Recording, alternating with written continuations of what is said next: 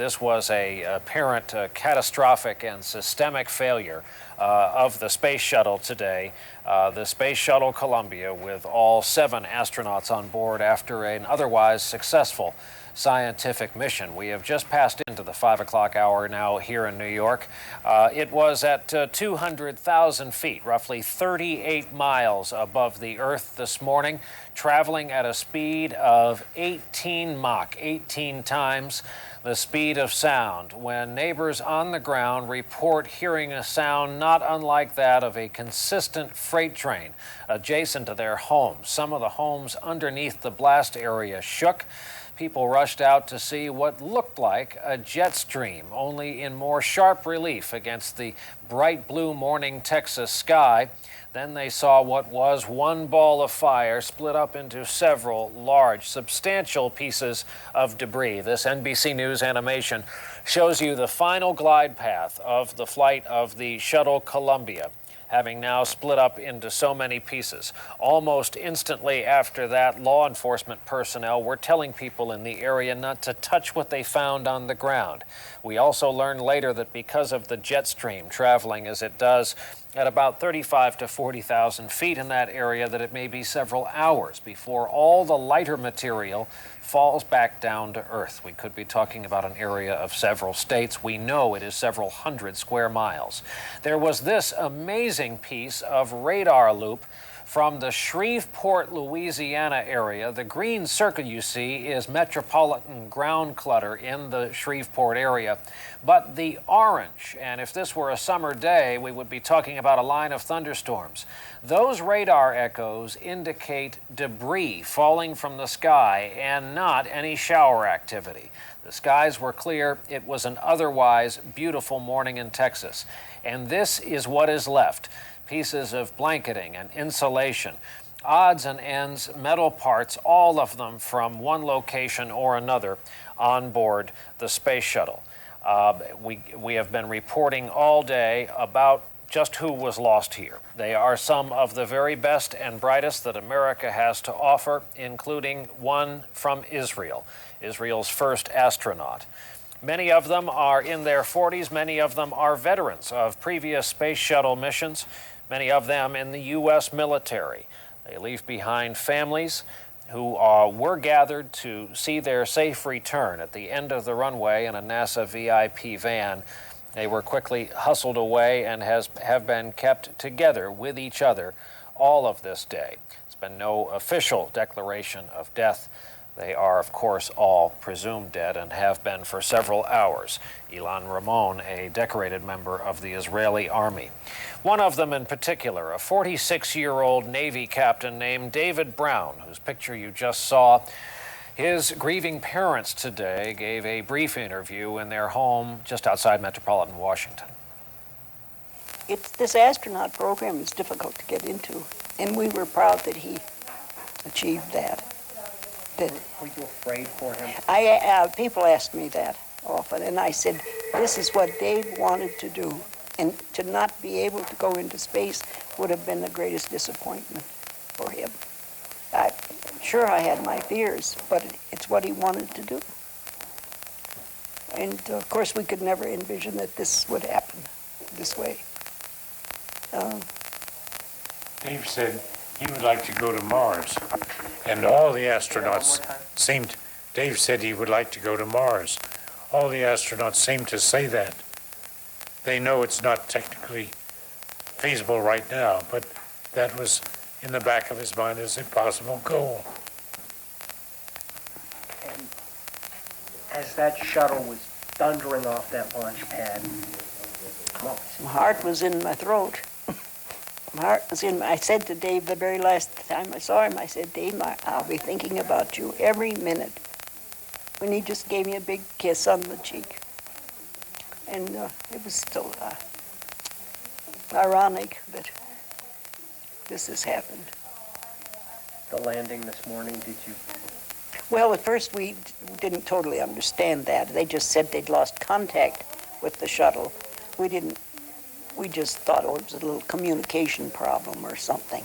And as it progressed, we became aware that something was very wrong. And then friends who were at the landing called to kind of give us some warning. This was very serious.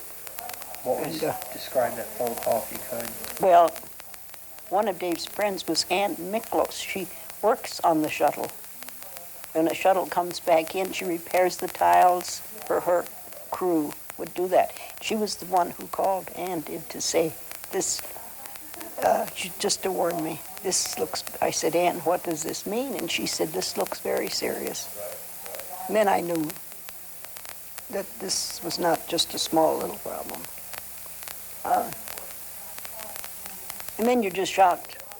You just disbelieve, you see. How does your son know? The very brave parents of Navy Captain David Brown, and we've been talking all day about how America lost some of its best and brightest today. Take just this one astronaut, a trained acrobat, at one point a circus performer, a 4-year collegiate gymnast, went on to become a flight surgeon, doctorate in medicine, and became the first man in 10 years in the armed forces while serving on board the carrier USS Carl Vinson to be chosen for pilot training, and that he did. He flew the A-6, he flew the F-18, and other aircraft as well. He logged over 2,700 flight hours, 1,700 of them in high-performance military aircraft. This was a life's dream today ended. For the President of the United States, the word first arrived this morning in his cabin at Camp David from his Chief of Staff. It led to a hustled motorcade because of bad weather. He was unable to helicopter back to the White House. It wasn't too long before it became known the President was to address the nation from the Cabinet room. Hear now what we heard earlier today from President George W. Bush. My fellow Americans, this day has brought terrible news and great sadness to our country. At 9 o'clock this morning, Mission Control in Houston lost contact with our space shuttle Columbia. A short time later, debris was seen falling from the skies above Texas. The Columbia is lost. There are no survivors. On board was a crew of 7. Colonel Rick Husband, Lieutenant Colonel Michael Anderson, Commander Laurel Clark, Captain David Brown, Commander William McCool, Dr. Kulpna Shavla, and Ilan Ramon, a colonel in the Israeli Air Force. These men and women assumed great risk in the service to all humanity. In an age when space flight has come to seem almost routine, it is easy to overlook the dangers of travel by rocket and the difficulties of navigating the fierce outer atmosphere of the Earth. These astronauts knew the dangers, and they faced them willingly, knowing they had a high and noble purpose in life. Because of their courage and daring and idealism, we will miss them all the more. All Americans today are thinking as well of the families of these men and women who have been given this sudden shock and grief. You're not alone. Our entire nation grieves with you. And those you loved will always have the respect and gratitude of this country. The cause in which they died will continue. Mankind is led into the darkness beyond our world by the inspiration of discovery and the longing to understand. Our journey into space will go on. In the skies today, we saw destruction and tragedy. Yet farther than we can see, there is comfort and hope. In the words of the prophet Isaiah, lift your eyes and look to the heavens. Who created all these? He who brings out the starry hosts one by one and calls them each by name. Because of his great power and mighty strength, not one of them is missing. The same Creator who names the stars also knows the names of the 7 souls we mourn today. The crew of the Shuttle Columbia did not return safely to Earth. Yet we can pray that all are safely home. May God bless the grieving families, and may God continue to bless America. With that, he became the third president to have to comfort the nation and NASA families after a loss. LBJ following the deaths of Grissom, White, and Chafee, and then Reagan after the Challenger disaster. The president ordered that all flags be flown at half-staff. You saw there live the flag over the U.S. Capitol.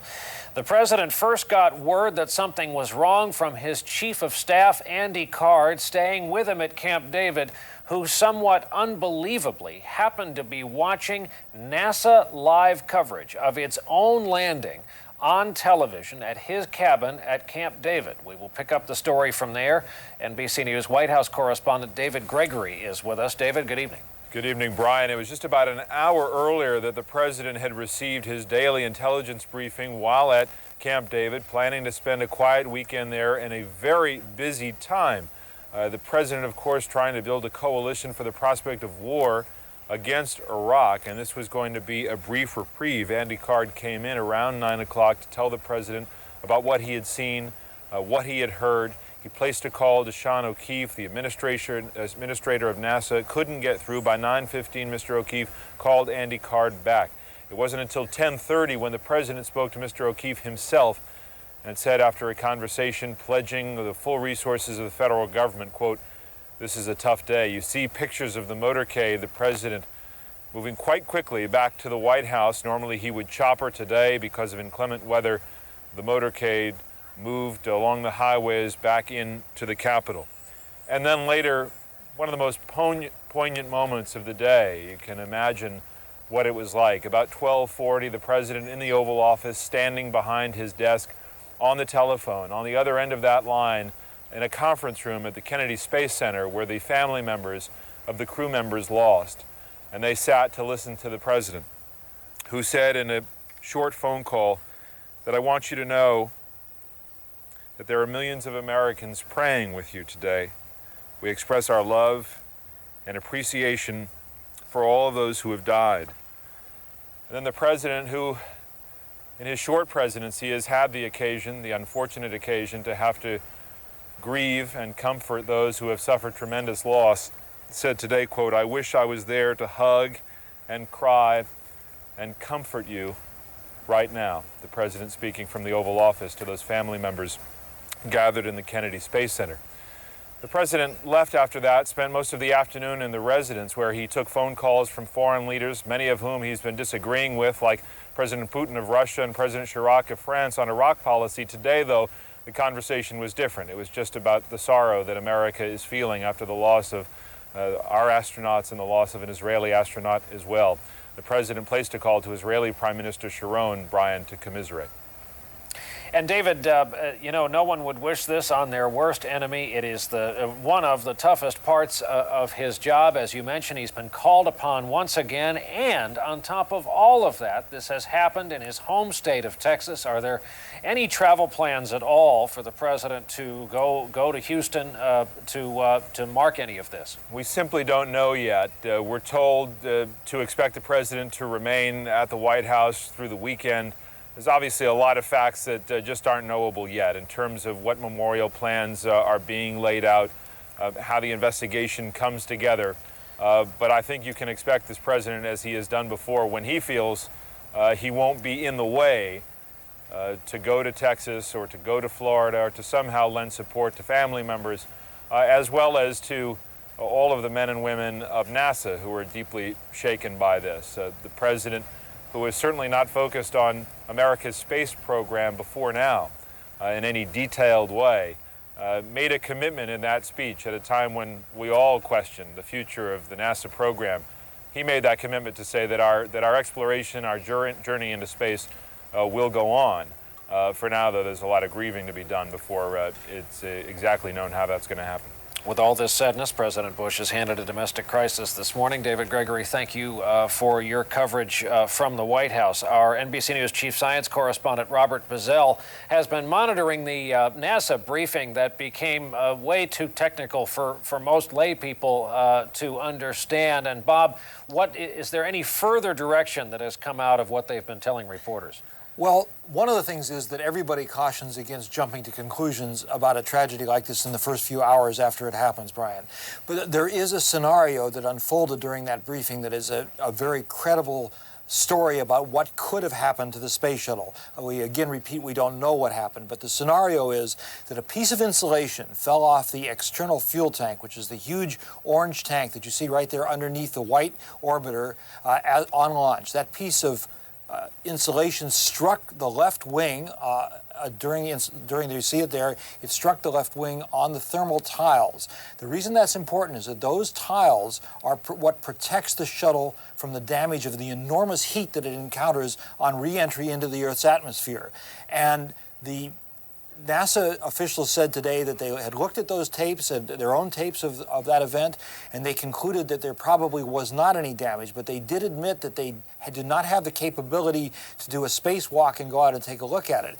In previous missions, they have had looked at the tiles when they were concerned about it with telescopes and sometimes with spy satellites. Apparently, they did not do that on this mission. They did not take a look at the tiles. If those tiles were in fact damaged, it would make perfect sense for the scenario that we heard at the press conference about what went wrong with the shuttle. The temperature sensors on the left wing were the first things that failed.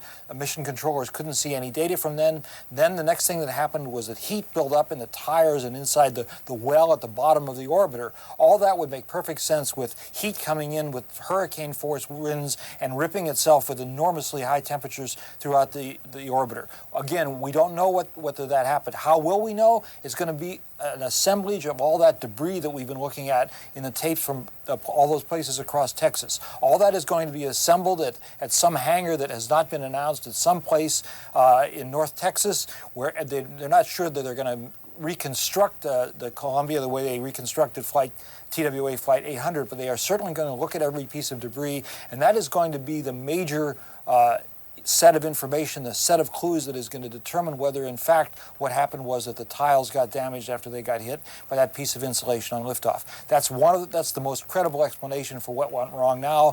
They say they certainly are considering that, but it's very early stages of the investigation. But it would make a lot of sense in terms of explaining all the facts as we know them at this hour. And Bob, it also made sense when astronaut Rick Houck said that when the elevated levels came in, if that had been all it was, it would have been cause for conversation once the shuttle landed safely.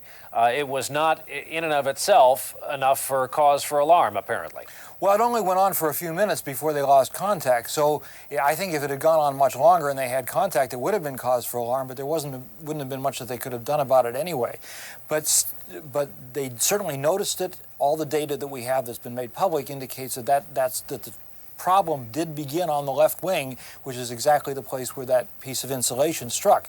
Again, a lot of analysis of this data will have to go over. Ron Whittemore, the flight director, said that he'll be poring over data for 24 hours a day, he and his staff, for the days and weeks to come. All of that information about temperatures, pressures at altitude that pours in on the space shuttle, what's called telemetry. They're going to be looking at every bit of that over and over again, but the most important thing might be the reassembling of all those parts that are strewn across Texas, because in those parts there will be the proof of what is probably the most important question in this investigation, was whether heat came from the outside because the tiles were defective, or whether there was an explosion on board that caused the shuttle to disintegrate. The two categories of explanations only fall into those categories. We know that the shuttle didn't collide with anything else, so it's one of those two things, and it's going to take looking at all those pieces in great detail to find out, but that's going to be the key to the investigation in the next days, weeks, and probably months. And this is at heart, of course, so sad in part because of one of the bottom line comments one of the briefers made at the press conference, and that is that at that level of flight, that far along in the landing operation, there is nothing they could have done. Absolutely, and at exactly that point in the operation, that is in the landing, that is exactly when the friction from the Earth's atmosphere creates the maximum heat. So that's exactly a point where you would expect that if there was damage that was caused by the friction of heat from the outside, that it would tear the orbiter apart in that catastrophic way. So what we have today at 5:15 or so, 5:18 Eastern Time, is a credible explanation, but far from a proven one. Robert Bazell here with us in New York. Rick Houck has been monitoring our conversation along with all the rest of our coverage all day. And Rick, was it made clear to you in the program the numeric odds? One of our correspondents said earlier today it's axiomatic at NASA that there is mathematically a, 1 in 75, 1 in 76 chance of colossal failure? Well, I think that you hear different numbers from different people. The last probabilistic risk assessment that I heard was 1 in 500. I think quite a while ago, back around the time of the Challenger accident, there was one study that put it 1 in 78. But quite frankly, that didn't scare me off. It doesn't scare any of the astronauts off, and that's just a mathematical exercise, the best that very smart people can do. But you base that on assessing what systems might fail, and then if you think one system could contribute a higher amount of probability than another, then you go through a process of making that a better system. And that's what NASA has done over the years, is to put in upgrades to decrease the mathematical risk of failure. I want to try again, Rick, to bring in one of your colleagues in the program, Winston Scott, who logged 24 days in space on missions on Columbia and Endeavour. Yes, Joe, I'm and, here. And knew all the Columbia's crew members. Winston Scott, can you hear me? Yes, I'm here, Joe. Oh, This is excellent. Winston Scott. Okay, well, terrific. I'm happy we have established contact with you. First and foremost, since this is a sad day across this country, and while we can have technical conversations later on, tell us about the members of this crew. Well, I knew all of the members personally. In fact, I flew on Columbia with K.C. Chavala in 1997. So I got to know K.C. best of all, but I knew them all. I know Rick Husband real well. Rick was an Air Force pilot, of course, and we had the piloting background in common. Willie McCool was a Navy pilot, the same as me. Well, I remember Willie most of the time as we spent playing basketball in the gymnasium. Willie was one of my basketball buddies, and Willie, being 10 years younger than me, would give me a real good workout. But Mike Anderson I knew real well. My daughter used to babysit the Anderson's little girls and also the husband's children. Mike, of course, being an African-American astronaut, he and I would get together and talk about flying in space. Knew Laurel Clark well, Navy commander. We'd exercise in the gym together. Knew Dave Brown real well. Dave was Navy also, and one of the few people who was both a Navy aviator and a flight surgeon. That really speaks well of Dave. So I knew everybody on the crew, of course, except for our the Israeli astronaut. I didn't get a chance to meet that gentleman, but it really is a great personal tragedy for me. How will you deal with this? Will it change at all your view of what you do for a living and the program you work for? Yeah, well, absolutely not. I spent my whole entire adult life in naval aviation and aerospace and engineering and flying airplanes and all, and this is not, unfortunately, not the first time that I've lost colleagues in the realm of flight. It's something that's very sad to us. We deal with it, but we realize how important it is that these programs continue. And I have no doubt in my mind that NASA will figure out what went wrong, that we'll fix that problem, prevent it from happening again, and that we'll get the shuttle fleet back into the air where it belongs. Alan Bean today was hard-pressed to name something good that come out of this. Can you? Well, it is difficult that so close behind the accident to find the silver lining behind the cloud, but I certainly believe that there is always a silver lining and that something good will come out of it. If you think back to the Challenger accident, we could say that at the time we thought that nothing good was going to come out of it. But I could point to almost 50 Challenger learning centers around the country and around the world that are positively touching the lives of thousands, even millions of children every year. And that certainly is a silver lining behind that cloud, and there's no doubt in my mind that something good is going to come out of this. But again, this is a sad day for me, a sad day for us all. But it's very important that we continue to fly these, that we continue to push the boundaries of space. That's important. I am guessing that if offered, you would take a seat on the next mission. Well, if offered, I certainly would. That's who I am. It's what I do. And if the opportunity came up again, I would not hesitate to go back again. But obviously, I don't want to make light of this. This is very serious, and it's very important that we pause for a moment, that we conduct a thorough investigation, find out what happened, and that we prevent it from happening again. Absolutely. It's a pleasure talking to you. Thank you for coming on, and my condolences on your loss of these crew members. Thank you. We're joined now by Jim Asker, who is managing editor of Aviation Week and has been very patient in the time it has taken to get to him. Thank you for being with us, and thanks for your patience. Jim, same question to you. What positive benefit comes out of this tragedy that has made Americans feel so much sadness this Saturday? Well, anytime there's an accident in aviation or space, what the people who are most directly involved hope will come out of it is that they will learn more about the spacecraft or the airplane they operate, and that they'll find a way to do it safer in the future. Is this going to expose any systemic cracks in the system? Is this a bad way to be going about space travel? Have we gone beyond this? Should we use this as a jumping on point for a new orbiter program? Well, it's way too early, I think, to answer questions like that. They're certainly legitimate questions, and that's what people at NASA headquarters and people in Congress and the American taxpayers will want to ask themselves. First, what we want to find out is what happened technically. What caused this accident? Why did this spacecraft break up? But then, of course, investigators will be legitimately and seriously concerned to see if there was any organizational failing. Was there something that NASA or one of its contractors should have been able to figure out that would have prevented this accident? It's a funny thing that modesty and bravery so often are found in tandem, and we can sure say that about all of the astronauts who have been our guests today during this special coverage. As you look at the guys you cover for a living who fly these machines and keep getting back up in them, how do you describe what makes them tick? Well, they're a very serious crowd. They're extremely talented, many of them talented in specific ways. They believe with all their heart that what they're doing is worth doing, and I think they understand the risks and accept them because they think the overall goal is something they're so committed to. Let's take all the men and women who are tonight flying jets off the deck and onto the deck of carriers in the Persian Gulf. They are fueled by incredible ability, obviously something in their system that feeds off risk, and patriotism, let's not forget, correct? Absolutely. And what do you think this is going to do? Obviously, morale won't be affected because we'll always have Winston Scotts to go on to the next mission.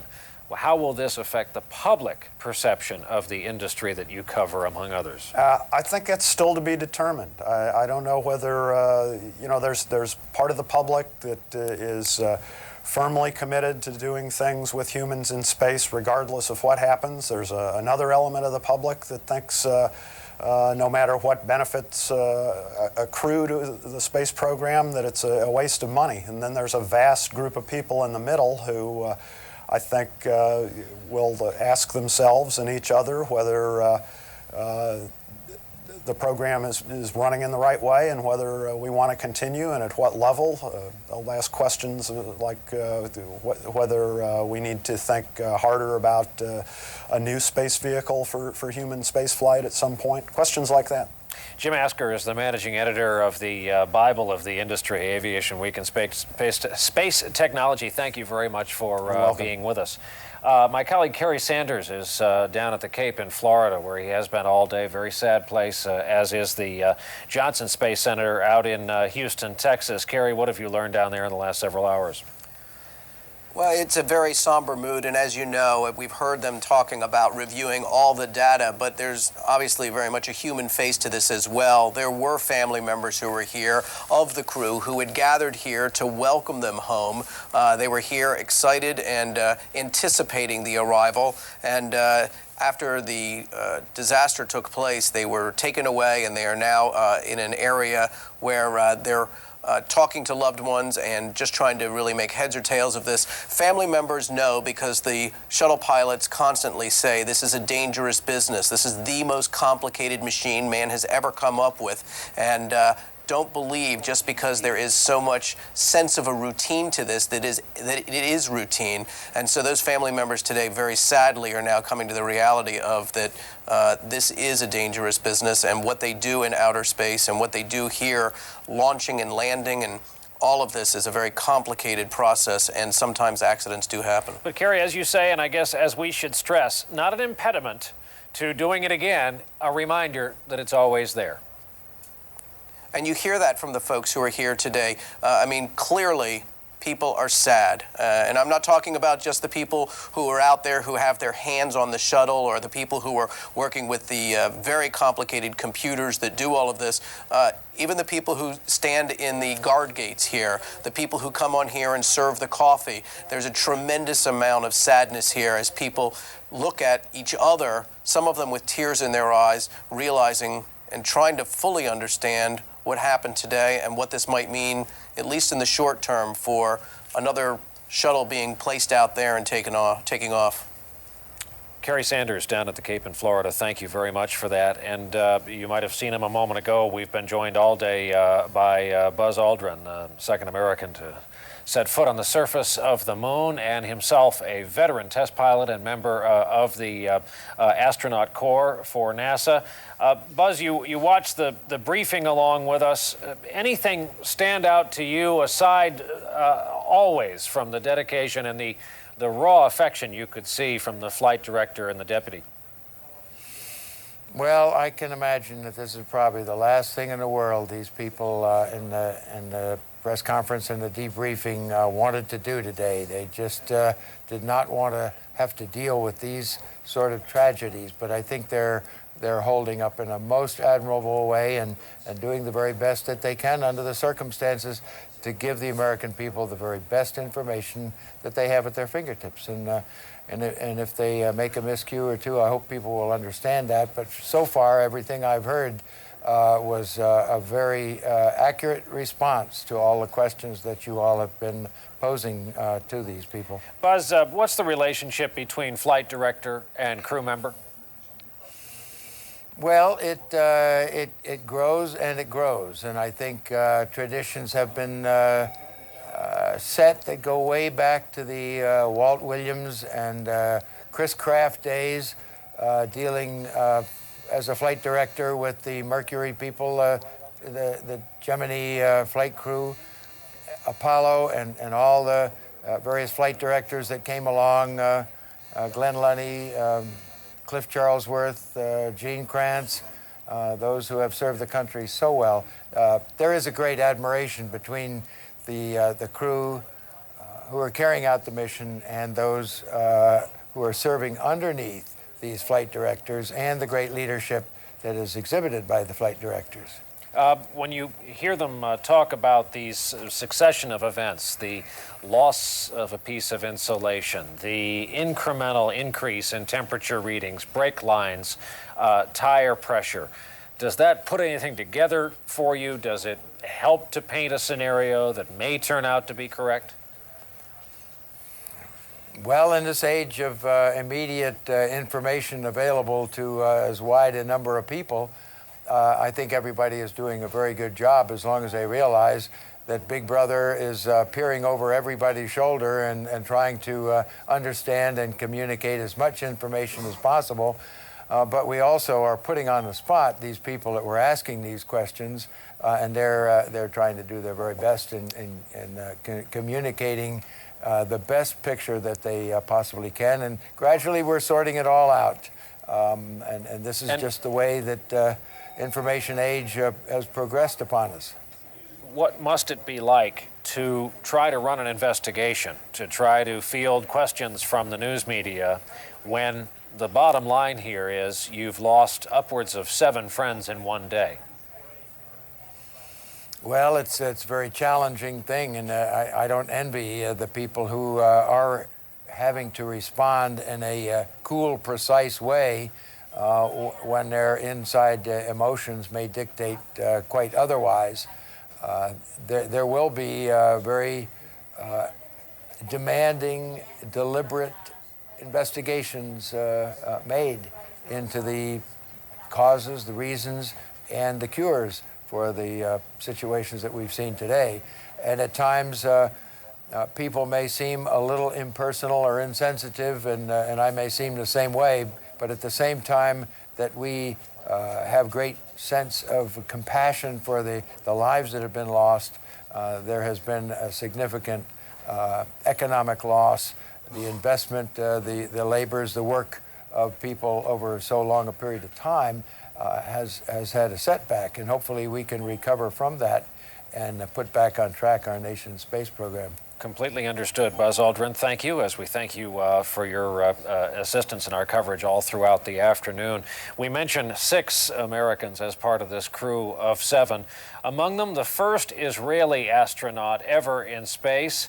Ilan Ramon was a hero in Israel. The stuff of children's textbooks there, a highly decorated Air Force pilot.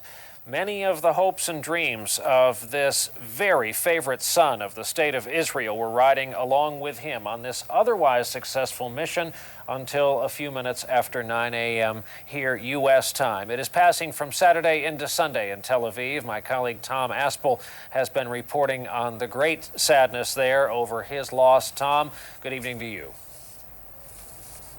Hello, Brian. Well, President Bush has telephoned Israeli Prime Minister Ariel Sharon. Both men exchanged condolences over the deaths of the astronauts there. And then Prime Minister Sharon released a statement which basically said at times like this, Israel and its citizens stand as one, and that Israel and the United States are now united even stronger in the bounds of tragedy. Now, one of the, tonight when the news broke, in fact, Colonel Ramon's 79-year-old father was live in a television studio here in Tel Aviv in the hour leading up before the shuttle was scheduled to launch. They were questioning him in the studio. He was watching a live link there to Cape Canaveral, where Colonel Ramon's wife and 4 children were in fact sitting in the bleachers waiting for the shuttle to land. When the news was delivered here to his father, it was off camera. When they switched back to the studio, Ramon's father had to be helped away. He was in shock. And the Israeli government has since announced that he and Ramon's brother, Gadi, who owns a restaurant here in Israel and was assembling a crowd of friends there to celebrate his brother's safe landing, the government will fly the brother and the father on a special Air Force flight to the United States tonight. Now, you mentioned Colonel Ramon as being a hero in Israel. Not only a hero, but a bright spark in these troubled times. Every Israeli looking up to this fighter pilot turned astronaut. He was a war veteran from 1973 when he flew against the Egyptians and the Syrians in the Yom Kippur War. He was also in action over the skies of Lebanon in 1982. But he'll be best remembered as the youngest of 8 Israeli pilots who flew F-16s in 1981 in a special mission across Arab territories, Saudi Arabia, making a left turn down towards Iraq. And they were flying in close formation to imitate the signature of a commercial jet. They managed to get into Iraqi airspace undetected and delivered their bombs, destroying Iraq's fledgling nuclear reactor at Osijek, just outside of Baghdad. And the details of his involvement in that mission only just becoming public. You know, the Israeli government goes to great lengths to protect the identity of its fighter pilots in this country. It's very easy for them to go missing in action. Israel's such a small and narrow country that they could end up in either Lebanon, Syria, Jordan, Egypt, any of the Arab countries. So it's forbidden to photograph them without their helmets on, and it's very rare for the Israeli government to allow any kind of publicity about any Air Force pilot. But Colonel Ramon was an exception. He was a hot fighter pilot, well versed in the ways and means of the F-16. He was selected for the Columbia mission 2 years ago. His family moved to the United States with him, and since then the Israeli public had been fed a steady diet of pictures and media stories pertaining to the progress of the training towards the mission. He was a payload specialist in charge of operating cameras used to measure dust, atmospheric dust, and hoping to predict more accurately rainfall for Israel and the rest of the Middle East. In fact, before he went on the mission, he dedicated the mission, his part in the mission at least, to Israel and to Jews all over the world. And tonight he's being mourned as a hero who died serving his country. Brian? Tom, it was the Sabbath when the news hit. Other than those who happened to be watching live coverage, how quickly did the news spread in Israel? It was amazing. You could see all over the motorways. You know, the weather's been unusually clear lately, so many Israelis out in the country on the roads during the Saturday holiday. And just as people were returning to towns just before sunset when the news broke here, it was immediately all over the news stations and car radios. You could actually see people driving, picking up their cell phones, calling each other. Many Israelis at home watching television. This has been a huge moment for Israel, the whole mission. School children have been given special projects charting not only the mission, but the autobiography of Colonel Ramon himself. He was known to just about every Israeli in the country, and they were looking forward to a tremendous build-up to his return here and a celebration for Israel's participation in the space program. So when the news spread around the country, many people were in fact inside watching or hoping to watch the landing on live television. So the news spread very quickly throughout the country. We were out in the streets, several of our crews there, and Israelis expressing shock and dismay, many saying of all the challenges, of all the shuttles to fly, this one carrying an Israeli, why did it have to happen? And I think the Prime Minister summed it up for the country when he issued that statement saying that in times of tragedy, Israel and its citizens stand as one. Brian? Tom Aspel, thank you for that. The story of Ilan Ramon, the Israeli hero, now gone, was the seventh member of this crew and the first Israeli astronaut. We have video, by the way, from our colleagues in Israel of Ilan Ramon with his children and family prior to his departure for the U.S. for the shuttle flight. I want to go back now to former shuttle astronaut Rick Houck, who, again, for those viewers just joining us, was the man who piloted the mission after the loss of the shuttle. He's been with us from Washington. And Rick, a quick question, because it occurred to me from the briefing. One of the questions earlier today, was there any ground involvement in what happened in the sky? Is the premise of the question correct? Could there have been ground involvement in any kind of airborne mishap? I gather that was the premise of the question, but at that stage, there are only a few things that the ground can do. They might be able to send some telemetry up to change some constants in some of the computers, but the ground is not doing any flight control direction at that time. So I think the question was answered basically no. And Rick, one more question, just in light of Ilan Ramon of Israel. Was there in your test pilot career an aircraft, a mission you approached that was demonstrably more dangerous than others, and you just decided to suck it up and climb in the cockpit anyway? Well, I did do the initial night flight testing of the F-14 off the aircraft carriers, and also developed the what's called minimum end airspeed test for the F-14, where you flew it as slowly as possible, slowest airspeed as possible off the aircraft carrier. And I recall that when I launched on my last catapult shot that the wind had died and we settled down very close to the water, and I told the flight engineer that that was the last one of those I was going to do, because I think that we had gotten to the point where we'd proved what the slow speed was. I was also in another airplane that caught fire, and I had to eject out of that over the Chesapeake Bay. And so we in the flight testing world, we do, most people you'll speak to have had close brushes with death. Well, that's why I asked. I thought there might be a few of those there just beneath the surface. In the parlance of aviators, that'll get your attention. Thank you for that, Rick. We'll be coming back to you, I know. Here we are once again, people gathered by the millions across the country today, watching live coverage of such a sad event and its details playing out after the deaths of 7 Americans just on the inner rim of outer space today. For all of us, especially who were in Washington, the last time a tragedy like this struck, January 28th, 1986, this is so reminiscent as events go. My colleague, our chief foreign affairs correspondent, Andrea Mitchell, is with us from Washington tonight with some thoughts on that day and this. Andrea?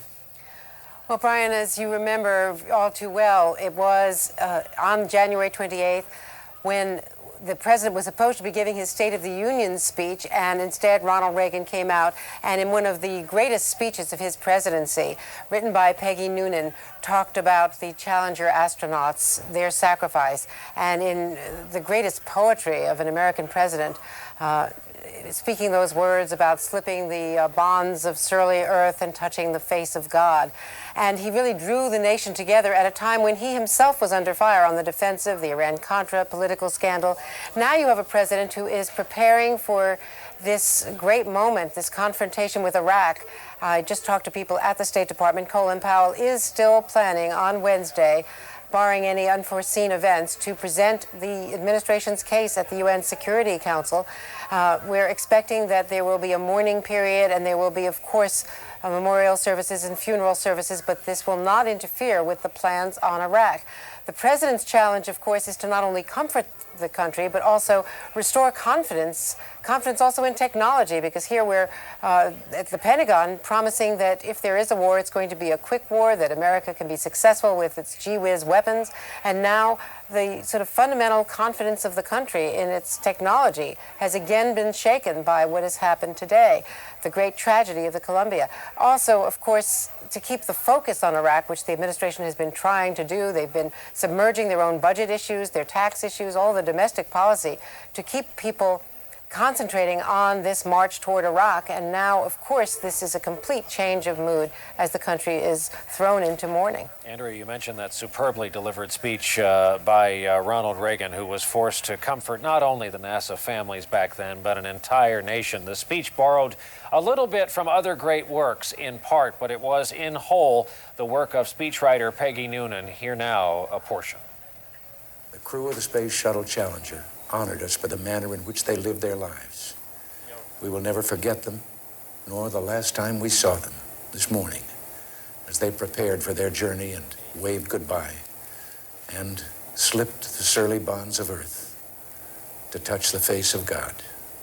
Superb words, but more than that, superbly delivered at a time when the nation was so sensitive and still so sad. And Andrea, it strikes me that this occasion, in ways that I guess we can't predict here on a Saturday night, could make this country, and you touched on this, reflective at a crucial time right here.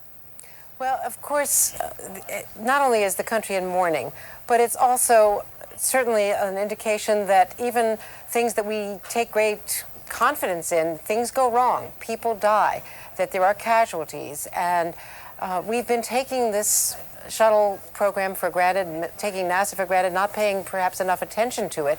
And now we have to take another look at that, and the nation is going to go into an investigative phase after the mourning phase, and also a reevaluation of NASA. And NASA will be, in fact, demanding and requesting more money in the budget that that is coming up on Monday and Tuesday. It's an interesting double prong you mentioned. The news coverage becomes blasé. On the other hand, it takes two to tango. The viewing public becomes blasé. Most people, we touched on this earlier today, couldn't tell you on a given day if there's a shuttle up or down or how many people are on board the International Space Station.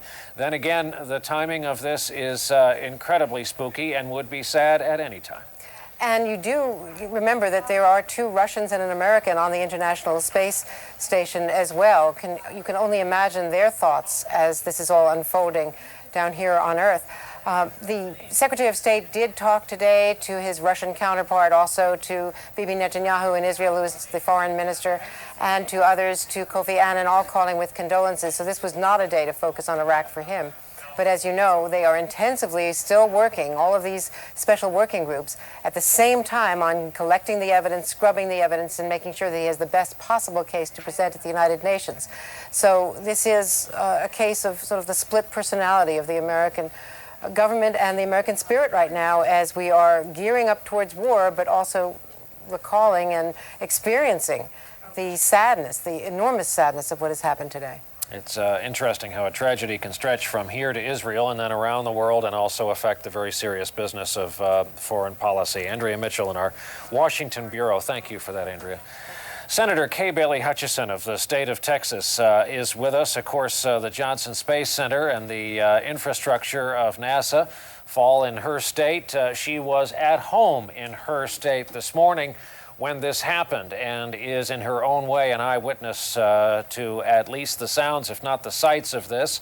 Senator Hutchison is with us by telephone. Senator, what did you experience this morning? Well, of course, hearing what I thought was a sonic boom was my first indication. I didn't think too much of it because I've heard them before. But then, of course, when I got home and saw this unfold, I was just horrified like everyone is. And I remembered the Challenger immediately. And I'll tell you what I thought, Brian. I thought to myself, these astronauts are like our men and women on the ground in combat. They are a part of our national security. The reason that we are preeminent in the world in national security is space exploration has given us the satellite technology to have the precision-guided missiles that have made us so effective in Afghanistan and will in the future. So it's a moment where we're mourning warriors who have helped us stay in the forefront, and all of us feel that way. But we must keep our commitment to NASA and space exploration to keep our national and homeland security. And I think that will start coming out as we get through this and we find out what caused it and we look to the recommitment to space exploration. So, Senator, the appropriate way after this nation deals with the sadness of losing 7 extraordinary people, the appropriate way to salute their loss is perhaps to use it for the greater good in the space program. I absolutely think that is correct. We need to say they have awakened us again to the commitment that we must make to staying in the forefront of technology and medical research. And they died for this cause, and we cannot let them down. We need to keep America strong, we need to keep America moving, and we need to make sure that we're always out front and doing what's necessary to stay in the lead. And they helped us do it, and we will never forget them. Senator Kay Bailey Hutchison, the state of Texas, thank you very much for being with us. Brian, thank you.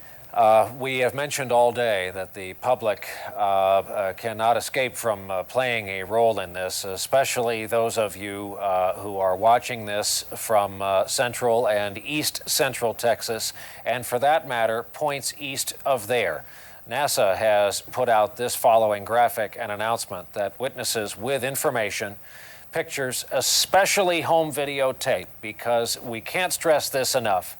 No 2 views of this, no 2 angles or vantage points were identical, were alike today, and all views can give them something to go on, perhaps something they've yet to see. Please call the number at the bottom of your screen there. It is NASA headquarters. They will be very interested in all evidence, physical evidence, which Americans are again warned to stay away from. One of the strange quirks of the atmospherics over this country today, the warning that because of the level, intensity, and speed of the jet stream, some of the lighter materials from the shuttle might be carried upwards of 10 hours after the initial explosion in the jet stream over portions of the east and southeast portions of the United States. That is to say, pieces of paper, insulation that might have survived the apparent catastrophic explosion on board the shuttle. This was the scene. Again, this is a day when so many American viewers have been coming to us and joining our coverage throughout the day. 200,000 feet is about the best they can put the altitude, 200,007 exactly, about 39 miles up at a speed of Mach 18.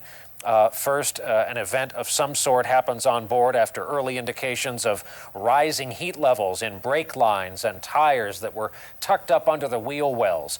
And then the explosion led to the fragmentation of the spacecraft.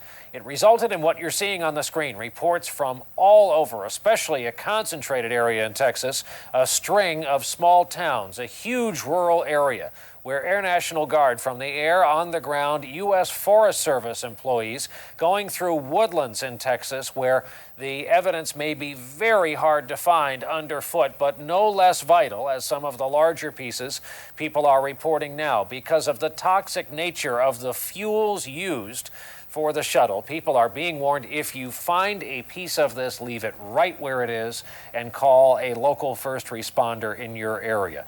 NBC News Chief Science Correspondent Robert Bazell has been tracking this all day, including late developments from the briefing that was ongoing at NASA and the latest theories regarding patching them together. What might have gone wrong here, Bob? Well, Brian, again, we have to emphasize that nobody knows what caused this tragedy today, but there is a theory. The theory is that a piece of insulation fell off the external fuel tank during the liftoff on January 16th. That piece of insulation hit the left wing of the orbiter Columbia. If it did in fact damage tiles, that could have been just enough to cause here we're going to see a picture of the piece of debris hitting the left wing. At the time, NASA officials said that they did not think that was a significant event. That kind of thing has happened before. But the tiles in that area of the shuttle are critical, not during liftoff there, but during re-entry, and because they protect against massive heat. If heat got in, it could have destroyed the shuttle. The investigation is continuing. Brian? Robert Bazell here in our New York studios. Thanks. Tonight, NBC Nightly News will originate from the Cape in Florida, as will an NBC News special report at 8 Eastern, 7 Central Time on this disaster today.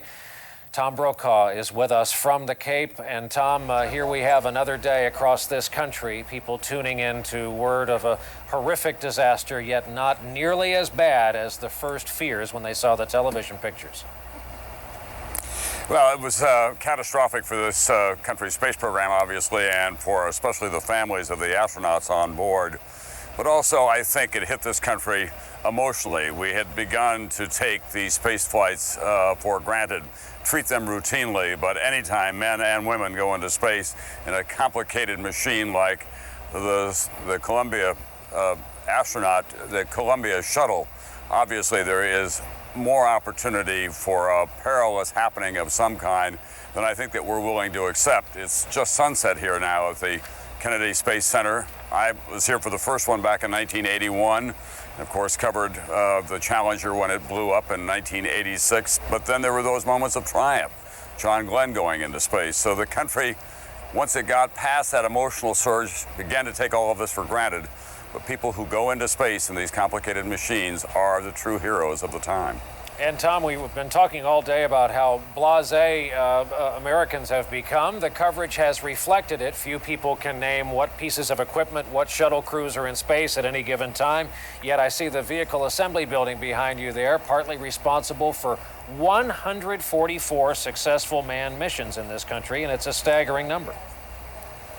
Yes, and it's worth remembering that when they did the report on what happened to the Challenger, they talked then about the odds of this machine, which is so complicated and goes through such extraordinary forces, not only on liftoff, but especially on re-entry with those high temperatures. They talked then about the chances that something catastrophic again could happen. And in fact, we're witness to that here today. The interesting thing is, as you have been reporting all day, what will happen to those people who are up there now in the space station. They do need to be resupplied, and how long can they put the space program on hold? This is a critical question that will now begin to compete with preparations for war against Iraq. So there is a lot on the agenda for the American people on this first day of February, Brian. Tom, perhaps we should preview some of the coverage tonight, again with Nightly News originating from Florida and our special report at 8 o'clock.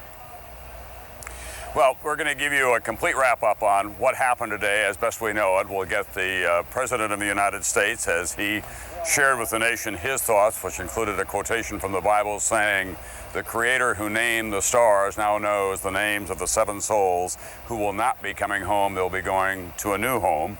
We'll be talking as well about what NASA officials think that they know at this point, but more important, what they don't know. They are not inclined to speculation about specific reasons for all of this because, as they have learned so often in the past, what appears to be a smoking gun often is not. And then we'll talk to you about the families and about the astronauts who were on board. At 8 o'clock tonight Eastern Time, Brian, we're going to have a special, and again, we'll go over a lot of that territory, but we'll be talking with a lot of people who have been in space, and we'll talk about the importance of space exploration, not just to this country, but to the world of science and to the future of all of us.